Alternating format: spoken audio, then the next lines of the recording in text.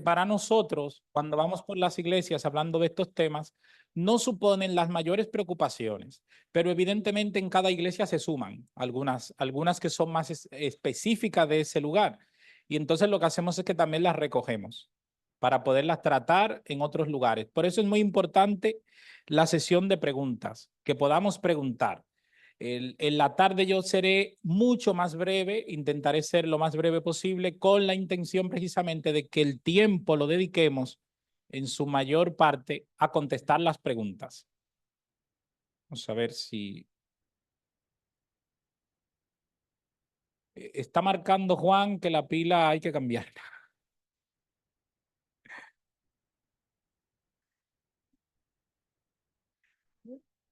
Si lo voy a poner aquí y te lo paso para yo poder seguir hablando y que mientras tú la cambias. Cuando nosotros leemos en 2 de Timoteo 3,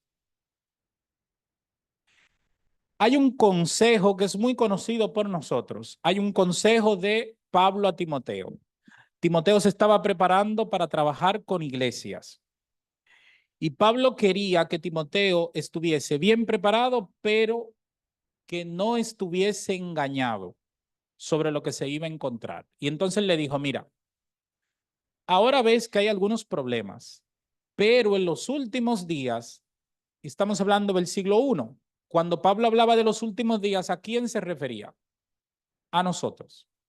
En los últimos días van a haber algunos problemitas. Por ejemplo, la gente va a ser amadora de sí mismo, avaro, vanaglorioso, soberbio, blasfemos, y podemos seguir leyendo esa gran lista que ustedes tienen ahí de frente.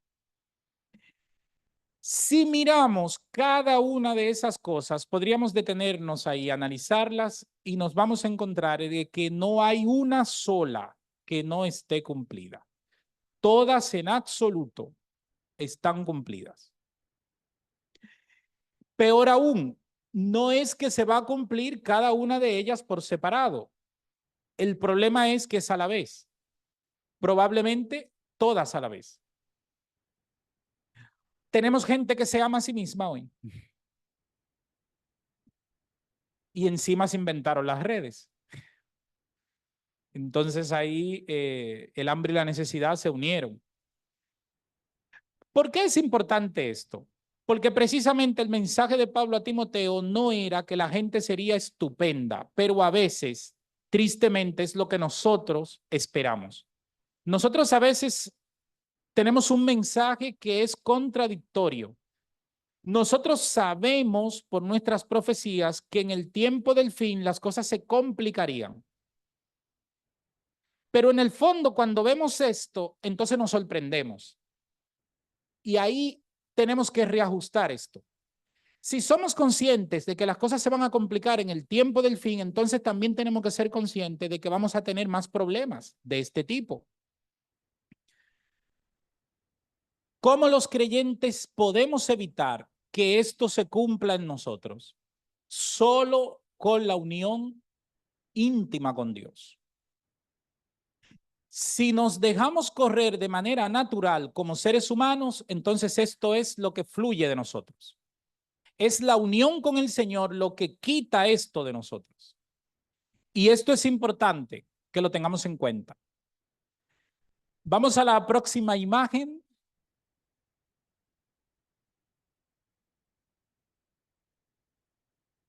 Sigue dándole.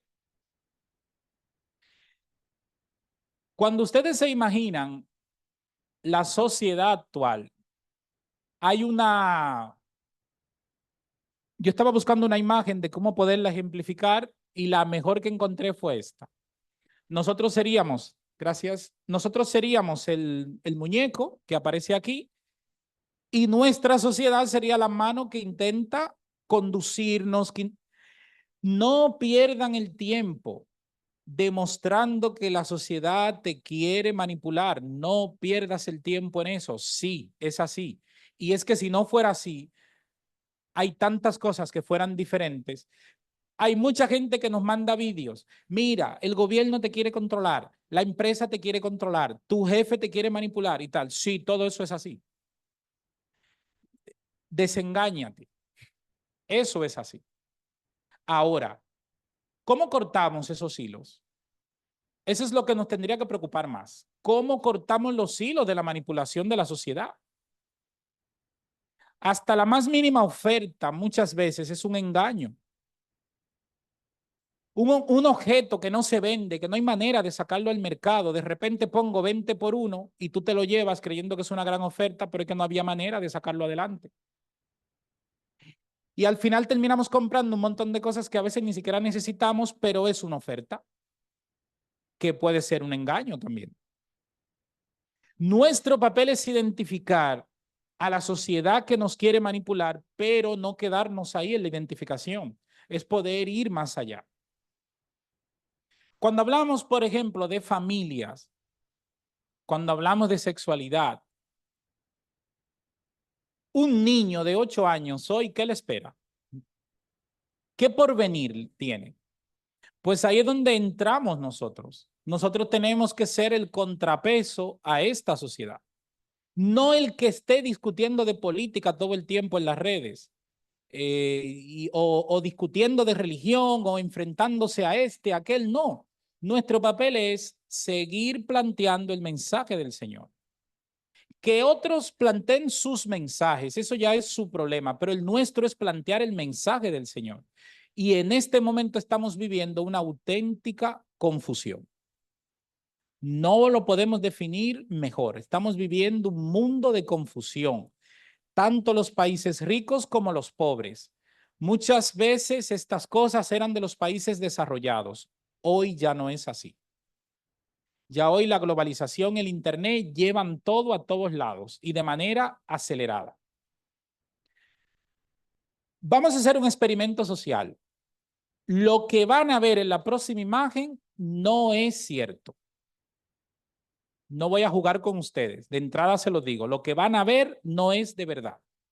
Pero yo voy a jugar con que si fuera verdad, por ejemplo. ¿Se imaginan que el periódico El País, esta fuera la portada de mañana? El Papa aprueba la ley dominical. ¿Cómo reaccionaríamos? ¿Se imaginan eso? Algunos me han dicho, pues es lo que yo he esperado toda mi vida. Sin embargo, miren este detalle, a dónde yo los quiero llevar. Los adventistas hemos dedicado tiempo, esfuerzo a este tema. Nos hemos hecho expertos en este tema.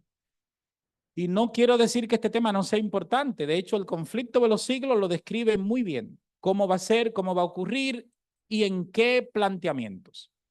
Nadie se va a inventar la rueda en algo que ya el Señor reveló. Ahora bien, yo he mirado de todos los temas que el Papa ha hablado, él no habla de este tema. Sin embargo, hay muchos de nuestros hermanos que están constantemente, como dice una querida amiga, como guardaespaldas del Papa, pendiente a que hable de la ley dominical. Pero resulta que él ha hablado de otras cosas. Por ejemplo, en los últimos 5 años ha hablado, y ustedes lo pueden buscar por internet, 7 veces de la familia, con documentos, en actividades importantes y todo. ¿Qué ha dicho sobre la familia? Las 7 posiciones que él ha adoptado, si yo la convierto en un puzzle y lo voy formando, podría decir que son parte de una misma estructura que lamentablemente se pone más de acuerdo con las ideologías de género que con la familia que dice la Biblia. ¿Y por qué nosotros no hemos reaccionado a eso, por ejemplo?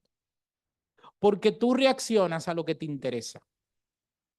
Y hemos sido educados para reaccionar a la ley dominical, no a los ataques en contra de la familia. Y eso nos tiene que hacer pensar. Yo no discrepo de lo que pueda decir el Papa o de lo que pueda decir la Iglesia Católica o cualquier otra iglesia, pero me gustaría que cuando se diga algo de la familia pueda ser de lo que dice la Biblia, no de lo que yo me invento, de lo que yo creo. porque del que yo creo, cada uno que tiene una cabeza aquí puede pensar y puede tener una idea de lo que cree, pero es que eso no es lo relevante, eso no es lo importante. Lo importante es que lo que yo pueda decir, yo lo pueda demostrar de que es un plan de Dios, no de que yo quiero un plan social para aclimatarme a lo que la sociedad plantea. Y esto nos plantea algunos retos a nosotros. Por ejemplo, se puede bendecir una pareja homosexual, pero no se puede casar todavía. Claro, si yo digo la puedo bendecir, ¿qué es lo que voy a decir mañana? Entonces, noten, yo no, lo que quiero que ustedes piensen, si esto es bíblico o es social. Esto es lo que vamos a ver hoy. Si esto es bíblico o es social. Y esto lo tenemos que definir, saberlo definir, porque nos enredan. Y tanto argumento y tanto tal. Si alguien se ha hecho la idea de que va a salir estos 3 días, estos 2 días que vamos a compartir, estos temas, experto en la ideología de género, no va a ser así. Vamos a salir expertos en defender los principios bíblicos contra la ideología de género, que no es lo mismo. Si nos ponemos a perder tiempo en la ideología de género, nos vamos a meter en un tema que es súper amplio y que no hay manera por donde cogerlo, porque mañana lo que aprendiste hoy ya te lo cambian. Ahora, yo me tengo que hacer experto es en los principios bíblicos, porque ahí es donde yo me voy a enterar si me están engañando. Los falsificadores hacen muy buenas monedas y muy buenos billetes, sobre todo de euros. Pero los que saben identificar las falsificaciones no se hacen expertos en las falsificaciones, se hacen expertos en el original. Porque cuando yo me hago experto en el billete original, inmediatamente vea alguna característica que no está allí, yo voy a saber que ese no es original. Pero si pierdo el tiempo en aprenderme todas las características de los falsos, me voy a llenar de demasiadas cosas y me voy a confundir. Y esa es la clave en esto. No importa qué autoridad, no importa qué iglesia, lo importante es que lo que diga esté de acuerdo a los 10 mandamientos que dice la Biblia. Porque 10 mandamientos hay muchos también. Ahora, ¿cuáles están en la Biblia? En Éxodo 20 y en Deuteronomio 5 tenemos la lista de los mandamientos, los que ha dicho el Señor. Que hay gente que los ha combinado más a su antojo, sí, eso también es verdad, pero eso tampoco es nuestro tema. Nuestro tema es poder defender los mandamientos bíblicos. El Departamento de Hogar y Familia, así se llamaba antes el Departamento de Familia, hay algunas cosas en las que nos equivocamos. Por ejemplo, se desarrolló un programa de formación para fortalecer las familias. ¿En qué nos equivocamos? Primero, en colocar el énfasis en el modelo ideal de familia, aumentaron las sensaciones de frustración y los jóvenes dejaron de ver la iglesia como una ayuda. Lo explico. ¿Qué es el modelo ideal de familia? En vez de centrarme en los problemas reales que tienen las parejas humanas, yo me hago un ideal del marido ideal, la esposa ideal y los hijos ideales. Y entonces solo hablo de esto. Y los que tienen a lo menos 20 años en la iglesia me van a entender mejor aún, porque así se hablaba antes. ¿Cómo era el ideal de marido, el ideal de mujer y el ideal de hijos? Y el que salía de ese patrón, pues era una escoria. Y si vamos a medir la familia pastoral, pues ahí ya sí que no había miramiento ninguno. Algunos pastores en esa época perdieron sus trabajos porque un hijo hizo algo, ni siquiera ellos. Pero era una forma de pensar. ¿Cuál es el error ahí? Nos olvidamos de hablar de los problemas reales que tenía un hombre normal, una mujer normal y unos hijos normales que estaban cada día luchando por ser mejores personas. Cuando yo solo hablo de los ideales y no tomo en cuenta los errores que la gente común tiene, aumentan las sensaciones de frustración, porque llega un momento que si me ponen ahí con un perfil de hombre ideal que no hay manera de yo llegar, llega un momento que dejo de luchar y entonces me tiro, ya me da igual. Y entonces la frustración termina ahogándome. Y los jóvenes sintieron que se les juzgaba demasiado, que se le ponía un peso demasiado alto encima y algunos directamente ya no lo querían llevar. Yo me acuerdo de niño en mi iglesia, bueno, yo ya era un adolescente, alguien vino a predicar, yo siempre digo el sermón del no, porque todo era lo que no va a haber en el cielo. Y entonces esa persona comenzó diciendo, disfruten mucho aquí lo que a usted le gusta, porque en el cielo las cosas serán de otra forma. Y uno se quedaba como, bueno, en el cielo no va a haber matrimonio, allí no habrá sexualidad, allí no habrá comer carne, allí no habrá no sé qué, allí no habrá tal. Y llegaba un momento que te quedabas como, ¿qué es lo que va a haber? Un sermón del cielo es adecuado para motivar que la gente se vaya al cielo solo diciéndole lo que no va a haber. Hoy no dice la Biblia, cosa que ojo no yo ni oído yo habrá en el cielo, entonces serán mejores que la que hay aquí. Fíjense cómo diciendo algo en lo que no estaba mintiendo, pero el enfoque era equivocado, muy equivocado. ¿A dónde nos llevó esto? A un replanteamiento de los objetivos y a tener que sentarnos cuando una familia tiene problema a focalizar el problema de esa familia, porque el problema de una pareja o la solución que le damos a una pareja no siempre me sirve para otra. Y este es otro problema que teníamos, que dábamos soluciones generales. Incluso muchos de nuestros seminarios eran, si a una pareja le funcionó esto tal, bueno, estos son los pasos, así, así, así. Todo el mundo lo hacía y nada más le funcionaba a uno. ¿Y qué pasaba ahí? No, es que tú tienes poca fe. Muévete más, pon más esfuerzo, que tú tienes poca fe. Entonces, claro, la gente se lo creía. Es que yo, como tengo poca fe, no llego. Y ahí ven, cuando la persona se daba cuenta que igual eso era un camino errado, ¿qué pasaba? Que la frustración entonces aumenta. Enfoques erróneos. Perder el enfoque bíblico y el de los escritos de Elena de White. Cuando yo voy a la Biblia, yo me encuentro personajes perfectos en todas las historias. Es lo que me encuentro. No. ¿Y por qué lo hacemos nosotros? ¿Por qué hemos aplicado esto? La Biblia no tiene miramientos, no tiene problema para enseñar a un Moisés que saca un pueblo de millones de personas de Egipto con la ayuda de Dios y que luego termina cometiendo un error. Era humano.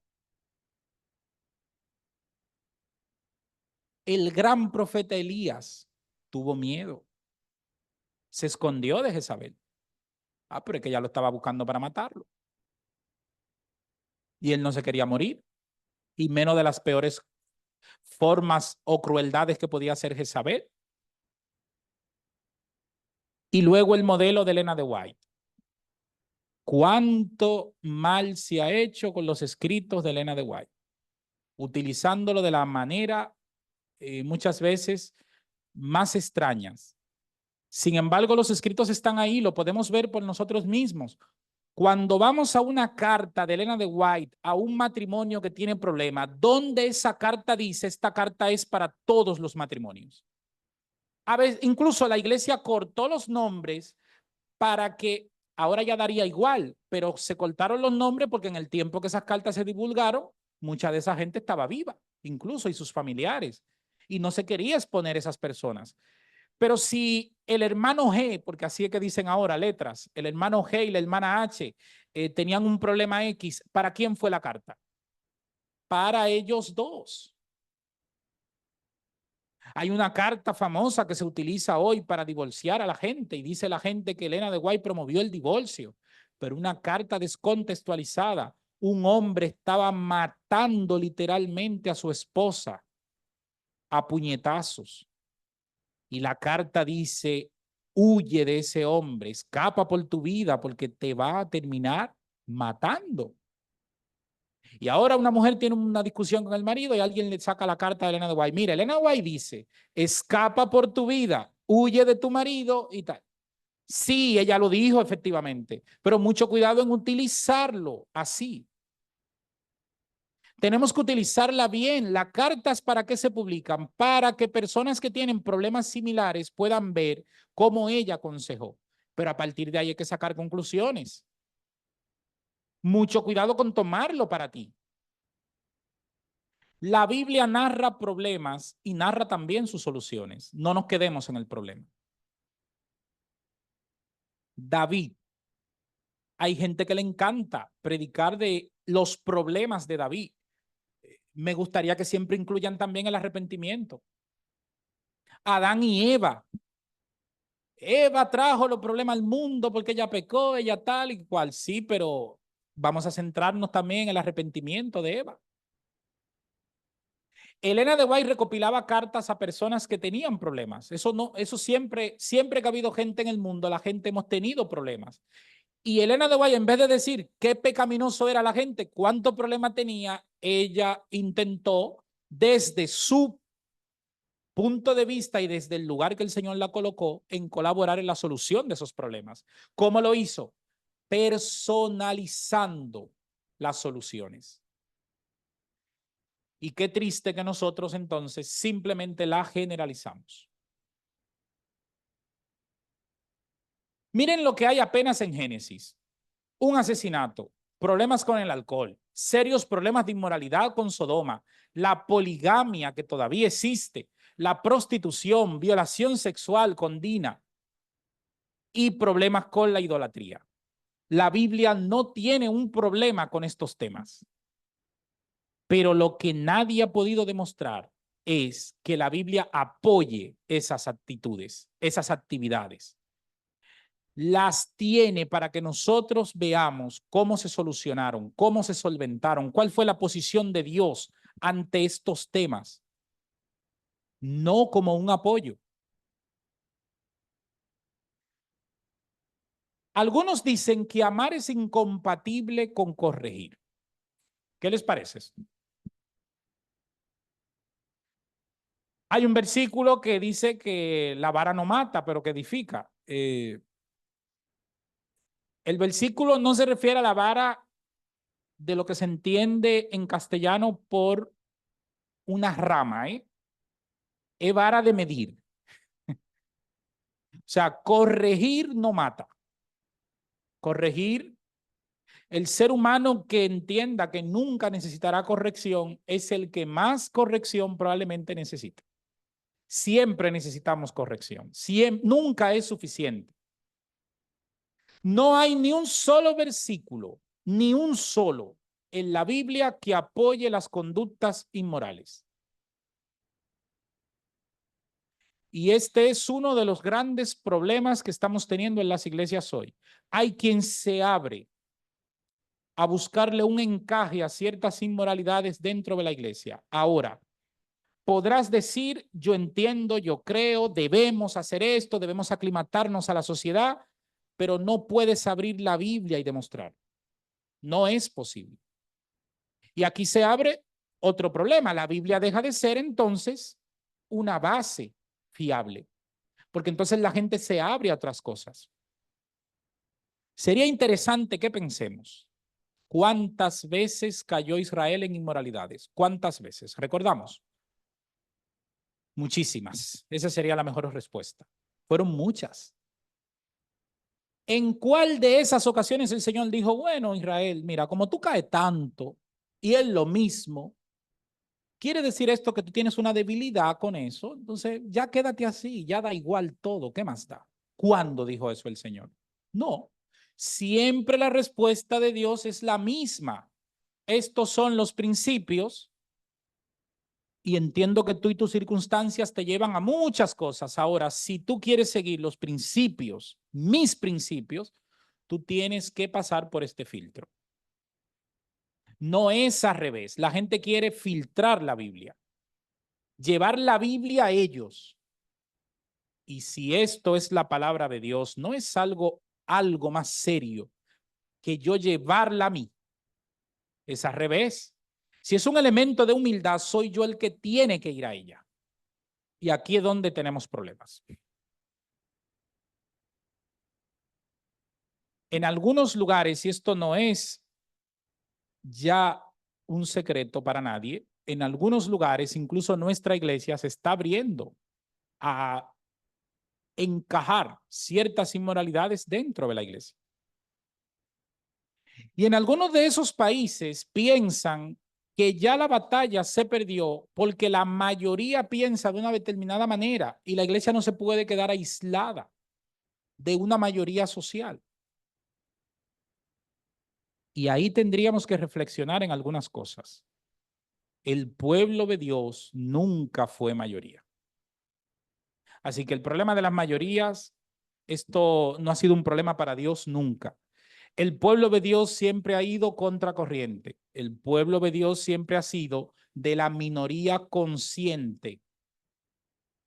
Así que no tenemos que tener un problema con esto. Entre la conducta y el ser humano hay que colocar el énfasis ¿dónde? ¿En la conducta o en el ser humano? ¿Qué les parece esto? ¿Dónde yo tengo que poner el énfasis? Es tramposa la pregunta, ¿eh? Depende de lo que elijas, hay una respuesta. Miren, hay que poner el énfasis en los dos. Porque es importante la conducta y es importante también lo que piensa el ser humano. Ahora, en un momento de dificultad, Jacob pasó una madrugada de entrega al Señor. Y ese día se modificaron todos los planteamientos para Jacob. Porque lo que iba a ser una muerte segura por su hermano se convirtió en un abrazo y vivieron en paz siempre por un milagro de Dios. Pero primero hubo un arrepentimiento. Pero en circunstancias muy parecidas, ¿qué le pasó al rey Saúl cuando se confrontó con su situación? Agarró una espada y se mató. Y Saúl tuvo las mismas oportunidades que Jacob, una madrugada por delante ante un hecho importante. Jacob la aprovechó, Saúl no. Esta es la diferencia. La gente hoy quiere analizar la Biblia y traerla a su terreno, pero es que esto se ha intentado en todas las generaciones. Esto que se está intentando hacer ahora no es nuevo. Y es curioso que tantos inventos que cada generación ha traído, sin embargo, la Biblia sigue siendo la misma. Es muy curioso esto. Elí puso el énfasis en simplemente amar a sus hijos. ¿Y qué ocurrió? ¿Qué le pasó a Elí? Perdió sus hijos. Elí pensó como Hollywood, lo importante es el amor. Ama y sé feliz. Claro, la configuración de amor que se han inventado ellos, una configuración de amor sin responsabilidad. Un padre debe amar a sus hijos, pero amar no es incompatible con corregir, con educar, con formar. Miren lo mismo, Samuel tenía malos hijos también. Sin embargo, el pueblo le dijo a Samuel cuando le estaban pidiendo un rey, Samuel, lo que ocurre es que tus hijos no son como tú. ¿Qué división hizo el pueblo ahí? Hay una clasificación curiosa ahí. El pueblo reconocía que Samuel había sido un buen padre, pero ¿qué tenía? Malos hijos. Malos hijos quiere decir que todo el mundo ha sido mal padre, todo el que tenga un mal hijo. No, porque los hijos inmediatamente tienen la capacidad de tomar decisiones, toman decisiones. Y eso no hay que atribuírselo a los padres. Ahora, miren cómo la Biblia cuida mucho la diferenciación entre la conducta y las acciones del ser humano. Y te pone dos ejemplos para que uno saque conclusiones. ¿Cuántas veces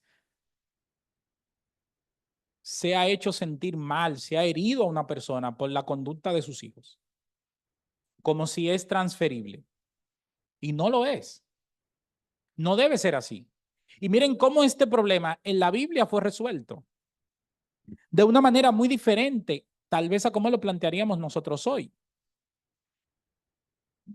Creo que en esta iglesia no han tenido problemas con la Trinidad nunca, que no. Aquí no ha aparecido nunca gente que no cree en la Trinidad, ¿no? Que no cree en el Espíritu Santo y estas cosas. Creo que sería una de las pocas iglesias de España que no hemos tenido este problema. Eh, lo que pasa es que sí que lo hemos tenido y muchísimo. Ahora, miren lo siguiente. No voy a hablarle de la Trinidad, voy a usar ese tema para reforzar los temas de familia. Contesta sí o no para ti. ¿Han tenido en tu iglesia problemas con la Trinidad? ¿Sí o no? ¿Han realizado alguna formación en los últimos meses sobre este tema en tu iglesia? ¿Sí o no? ¿Se han resuelto todas las dudas que había con este tema? ¿Sí o no? Yo creo que un seminario abre nuevas dudas y el otro nuevas dudas y estamos como en un sinfín. Y hay quien tendrá dudas toda la vida. Pero aquí pasa algo que nos tiene que hacer despertar. ¿Cuántos libros se han publicado de este tema en el último año? Solo en los últimos 10 años. ¿Cuántos libros? Dígame un número, a ver. Solo por lo que han visto en Sa Feliz sobre el tema de la Trinidad. ¿Cuántos se imaginan que puedo ser? 200 libros se han publicado en los últimos 10 años. Miren cuánto de familia. Solo 2. ¿Qué quiere decir esto? Esto es muy claro, el resultado. Nos interesa más la Trinidad que la familia. Y algunos dirán, bueno, pero que la Trinidad es un tema de Dios. Esto es más importante. No. Polemizar sobre la Trinidad es un tema infinito que usted nunca va a obtener todas las respuestas. Y ya puedes meterle el pico. Pero el dedicarle tanto tiempo a un tema que ya la Biblia no te da más datos, nos ha hecho olvidarnos de algo muy importante, que sin embargo la sociedad no se ha olvidado, que es el tema de la familia. Y la sociedad sí que se está metiendo por ahí. Y si tú te descuidas y pones todo el énfasis en que si alguien no cree en el Espíritu Santo, pero qué desgracia, tenemos que dar seminarios en la iglesia y tal, y venga libro, y venga libro. Y si reunimos todos los libros, resulta que ni siquiera dicen lo mismo. Entonces, quien habla de estos temas es actualizado, pero si hablas de familia, ¿qué eres?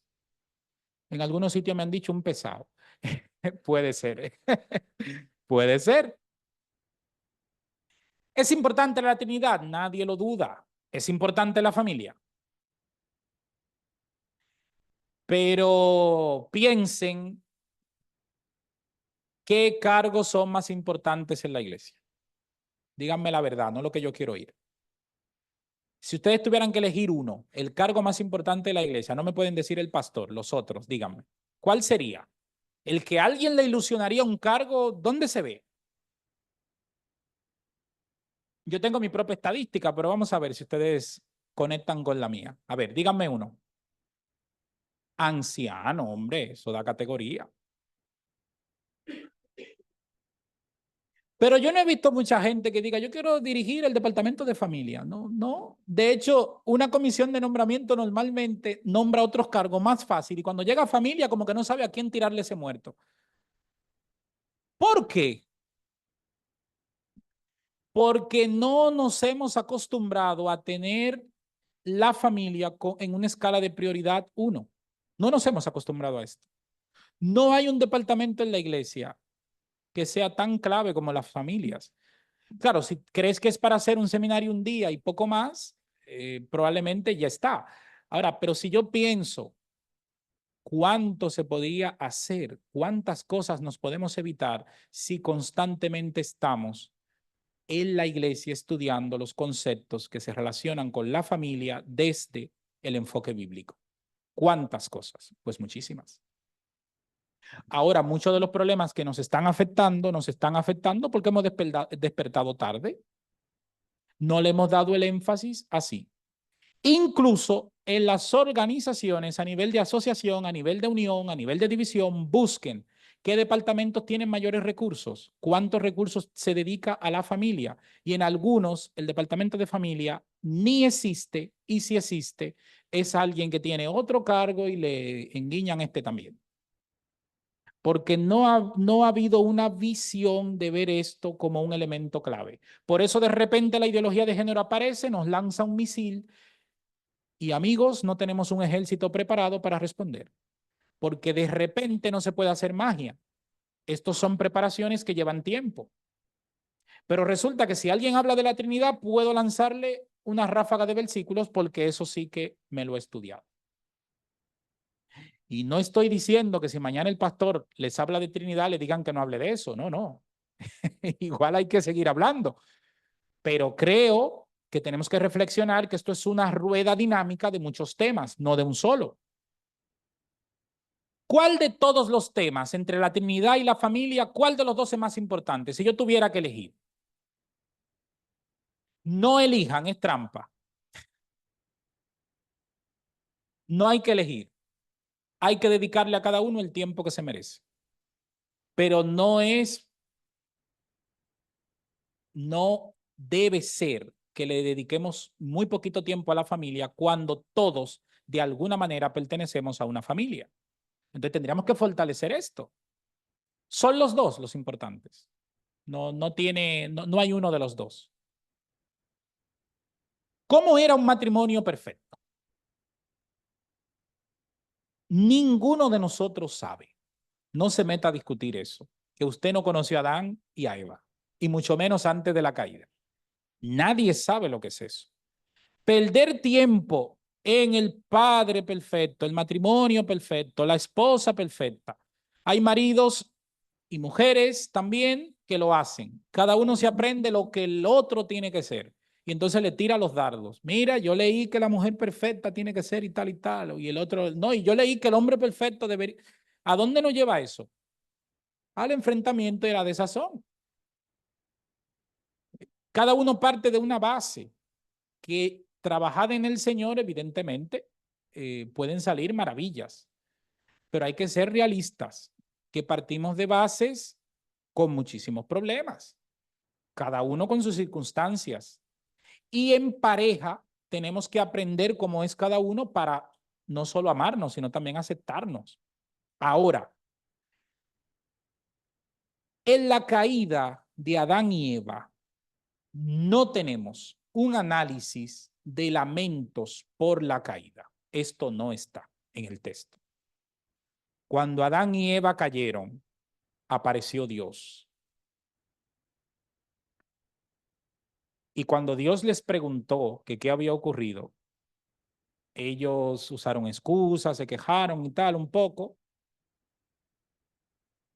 Pero creo sinceramente que hemos dedicado muchas horas a las excusas que ellos plantearon y no tantas a que después que Dios le aclaró las cosas, hubo un arrepentimiento genuino y rápido de los dos. Saben, en el proceso del arrepentimiento, nosotros no hemos actuado tan rápido como Adán y Eva. Y a ellos se le tira problemas encima de haber traído el pecado y tal, pero también deberíamos darle el mérito de que se arrepintieron y de que lo hicieron rápido, entendieron que solo en Dios había solución. Y no solo se arrepintieron de sus pecados, colocaron sus familias, la de ellos y la de sus hijos, en las manos de Dios. ¿Por qué es importante esto? Porque hoy se hace demasiado lamento por los errores y poco pase de página. Muchas parejas piden que quieren una consulta, que quieren ayuda y cuando uno se reúne con ellos, lo que quieren hacer es lista de problemas y estar tirándose problemas uno al otro. Eso nunca ha resuelto nada en la vida. Lo que resuelve es mirarnos a los ojos pedirnos perdón y precisamente avanzar, pero avanzar en el Señor, de verdad. No hay reuniones eternas para analizar lo que pudo haber sido. En el cielo no va a haber un momento donde se va a analizar lo que pudo haber sido. En el cielo nos van a enseñar lo que ocurrió y cómo el Señor lo solucionó, que es diferente. Tenemos un Dios de amor que vino al encuentro de sus hijos. Dios, cuando Adán y Eva pecan, tiene un problema. ¿Cómo hablaba Dios con ellos cuando ellos estaban en el jardín del Edén? Cara a cara, cerca, se podían tocar. En el momento que ellos pecan, ¿qué ocurrió? Saben que esa conversación no pudo ser cerca ya.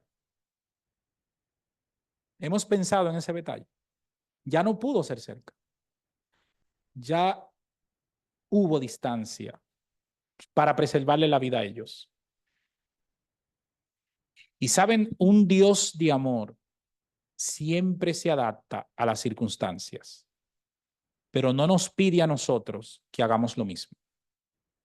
Y esto es peligroso.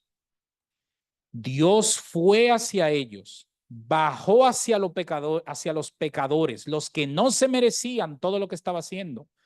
Habían cometido errores en algo que se les había advertido, pero al fin y al cabo cometieron errores. Y saben, Dios pudo haberle dicho, bueno, hasta aquí llegamos, borrón y cuenta nueva y seres humanos nuevos. No, no, no, Dios no es así. Dios fue, escuchó las excusas. Hombre, yo igual con la excusa barata esa de la serpiente que tú hiciste me engañó y cosas de esas, yo hubiese dicho, aquí no ha pasado nada y dos nuevos. No, no, Dios no es así. Dios no va por encima de tu dignidad, de mi dignidad. Y saben, se adaptó a ellos para que tengan un plan de salvación y puedan llegar a Él. Ellos lo hicieron y llegaron a Él. ¿Y por qué lo estamos haciendo nosotros hoy diferente? Nos vamos a abrir a que se modifique la Biblia, que se cambien todas estas historias, simple y llanamente porque hay mucha gente que hoy no cree, hay mucha gente que hoy no le interesa esto, siempre ha habido gente que no cree, gente que no le interesa, siempre ha sido así. Pero el que quiere creer va a creer, porque su palabra ahí está y Dios sigue estando disponible para todos. Lo primero que hizo fue preservar la dignidad de Adán y Eva. ¿Cuánto hemos discutido que si la desnudez, que si estaban desnudos, que si antes, que si después? Bueno, y que no se sabían ellos que estaban desnudos. No, no, la Biblia dice que inmediatamente pecaron, quedaron desnudos. Había una ropa especial que se quitó, se eliminó. Y saben, cuando ellos se vistieron de hojas para reunirse con Dios, Dios preservando su dignidad, lo primero que hizo fue vestirles. Analicen ese detalle, investiguen esto, intenten leer sobre esto para que vean todo lo que se van a encontrar. ¿Por qué ese detalle es importante? Porque es el primer elemento de la dignidad perdida y cómo Dios la recupera. Vestirles, cubrirles, que no estuviesen expuestos, no solo en su dignidad, sino también ahora estaban expuestos a los daños de la climatología, del ambiente, de un montón de cosas que la ropa original les protegió. Y después de eso es cuando Dios entabla conversación con ellos. Y entonces hablan. Y un Dios que tiene todos estos detalles, que cuida tanto sus criaturas, es para que lo tomemos a la ligera hoy, así, con todos estos temas nuevos que están saliendo. Y cuando modifiquemos la Biblia por la ideología de género, ¿qué vamos a hacer cuando nos venga otro tema mañana? ¿Vamos a seguir modificando? Dios mostró un plan de rescate. Nunca olvides que el plan era voluntario y Adán y Eva lo aceptaron. La pregunta es, ¿aceptamos nosotros el plan de Dios o lo cuestionamos?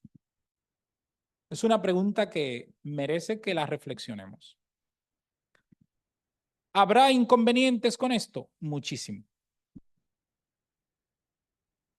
Alguien escribió en un artículo que se publicó en las redes, eh, un artículo en apoyo a las inmoralidades, diciendo, en la Biblia hay 6 versículos que son claves en contra de las inmoralidades. Lo quitamos y ya no tendríamos problemas. En la Biblia hay muchas historias, vamos a quitar la de Adán y Eva y entonces ya no tenemos problemas. Pero el asunto es que esto no va de lo que podamos quitar o de lo que lo podamos añadir. Esto va de para qué me sirve lo que está. Y si está es porque el Señor ha querido que eso estuviese allí porque me iba a ser útil a mí. Cuando nosotros hablamos de familia, no estamos hablando de un marido, una mujer y sus hijos. Estamos hablando de todo un enfoque teológico que si no se entiende bien puede modificar la forma de la iglesia incluso. Es mucho más complejo de lo que parece. Y por eso se están haciendo estas iniciativas de poder hablar con las iglesias de tú a tú, de que podamos hablarnos, de que se puedan plantear las dudas y sobre todo que la contestemos desde la Biblia, no de lo que yo creo, de lo que cree aquel, de un youtuber famoso que ahora dice cosas que él cree y porque es cristiano y famoso ya yo tengo que aceptar. No, no venda tu criterio. Dios pudo haberle mandado un ángel a Adán y Eva, pero saben, prefirió ir en persona. Y aunque tuvo que mantener la distancia prevista que tenía que permitirse en ese momento, quiso demostrarle amor directo. Pero en ningún momento le dijo, Eva, lo que hiciste estuvo muy bien. Adán, fenomenal. No, los corrigió, los amó y los restauró, que es el proceso que tiene que ocurrir en cada uno de nosotros cada día. Y cuando nosotros proyectemos esto, lo tenemos que proyectar en este sentido. Y ve tocó la campana para que yo finalice. Bueno, queridos hermanos y hermanas, tanto los que están aquí presentes y los que nos escuchan por los medios online, nuestra intención en estos 2 días es tener un